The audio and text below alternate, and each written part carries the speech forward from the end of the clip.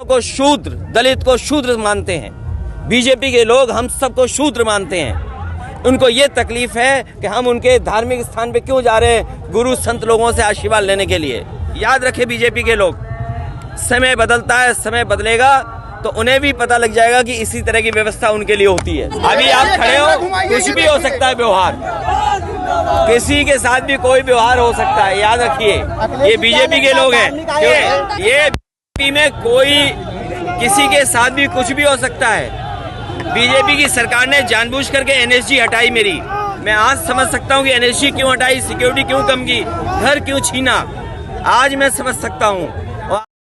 अक्सर ही आपने समाचार पत्रों में पढ़ा होगा या सोशल मीडिया में कहीं आपको ये जानकारी मिली होगी कि देश के किसी शहर में किसी दलित को, किसी पिछड़े को किसी मंदिर में जाने से रोक दिया गया। लेकिन क्या आपको लगता है या आप ये सोच भी सकते हैं कि किसी मुख्यमंत्री को, पूर्व मुख्यमंत्री को और किसी बड़ी पार्टी के राष्ट्रीय अध्यक्ष को किसी धार्मिक अनुष्ठान में भाग लेने से रोक दिया जाए, सिर्फ इस आधार पर कि वो जाति से दलित या पिछड़ा है। और ये आरोप खुद लगाया है अखिलेश यादव ने, जिनको आज लखनऊ में मां पीताम्बरा के यज्ञ में हिस्सा लेना था। लेकिन जब वो वहां पहुंचे तो बीजेपी के कार्यकर्ताओं ने न सिर्फ उनका विरोध किया बल्कि उनके साथ धक्का मुक्की हुई और उन्हें यज्ञ में हिस्सा लेने से, अनुष्ठान करने से, यज्ञ में आहुति डालने से रोक दिया गया। और ये सोचिए तब हुआ है जब अखिलेश यादव पूर्व मुख्यमंत्री हैं, एक बहुत बड़ी पार्टी के राष्ट्रीय अध्यक्ष हैं, और अखिलेश यादव ने खुद ये आरोप लगाया है कि उन्हें सिर्फ पिछड़ी जाति का होने की वजह से इस यज्ञ में हिस्सा लेने से रोका गया है। और उन्होंने ये भी आरोप लगाया कि बीजेपी के लोग दलित और पिछड़ों को शूद्र मानते हैं। आप खुद सुनिए कि अखिलेश यादव क्या कुछ कह रहे हैं।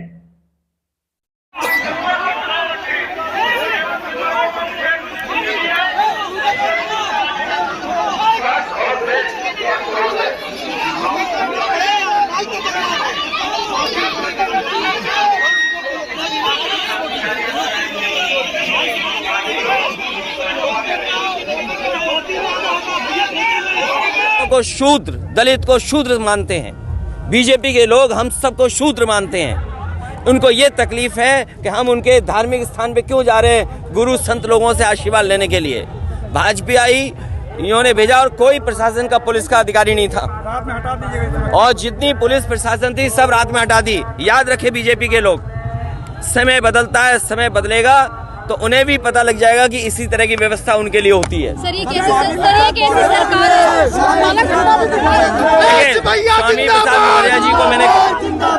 स्वामी प्रसाद मौर्य जी को मैंने कहा है कि जाति जनगणना के आंदोलन में आगे बढ़ें। अभी आप खड़े हो, कुछ भी हो सकता है व्यवहार, किसी के साथ भी कोई व्यवहार हो सकता है। याद रखिए, ये बीजेपी के लोग हैं, क्योंकि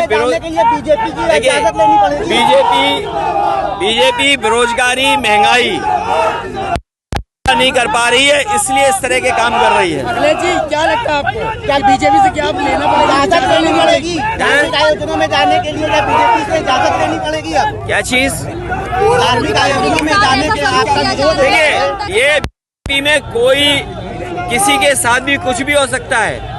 बीजेपी की सरकार ने जानबूझ करके एनएसजी हटाई मेरी।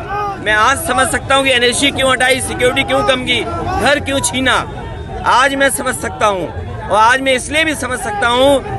तो आपने अखिलेश यादव को सुन भी लिया और उन तस्वीरों को भी देख लिया जिसमें उनके साथ न सिर्फ धक्का मुक्की हुई बल्कि उनकी सुरक्षा को भी एक भारी खतरा पैदा हो गया था। हालांकि उनकी जो एनएसजी की सुरक्षा थी वो तो सरकार ने तमाम पूर्व मुख्यमंत्रियों की पहले ही हटा रखी है, लेकिन उनके साथ जो सुरक्षा कर्मी थे उन्होंने किसी तरह से अखिलेश यादव को उस धक्का मुक्की से बाहर निकाला और उनको सुरक्षित निकाल कर वापस ले गए। लेकिन आप कल्पना करिए कि ये जो रामचरितमानस पर बवाल मचा हुआ है और बताया जा रहा है कि ताड़ना का मतलब शिक्षा होता है, शिक्षा देना होता है। अब ये जो अलग अलग व्याख्याएं की जा रही हैं रामचरितमानस पर, जो बवाल मचा हुआ है, उसमें कहा जा रहा है कि दलित और पिछड़ों के खिलाफ बातें उसमें लिखी गई हैं। तो आप सोचिए कि अगर ऐसा ना होता तो जो अखिलेश यादव के साथ जो कुछ हुआ है वो बिल्कुल प्रत्यक्ष की प्रमाणन की तरह ये बातें सामने आ गई हैं कि दलित पिछड़े किसी भी हैसियत में पहुंच जाएं, किसी भी रुतबे में पहुंच जाएं, मनुवादी लोग उनके प्रति क्या सोच रखते हैं और उनके प्रति क्या व्यवहार करते हैं। अखिलेश यादव के साथ जो कुछ भी हुआ है उसका इम्पैक्ट आने वाले लोकसभा चुनावों पर भी होगा, क्योंकि बड़ी संख्या में दलित पिछड़े इन तस्वीरों को देख रहे हैं और अखिलेश यादव की बातों को भी उन्होंने सुना है और उनको ये समझ में आ गया होगा कि वो कितना भी वोट किसी पार्टी को दे दें, कितना भी चुनाव के समय उन्हें हिंदू हिंदू कह के संबोधित किया जाए, लेकिन जो मनुवादी लोग हैं उनकी नज़र में वो शूद्र थे और शूद्र रहेंगे।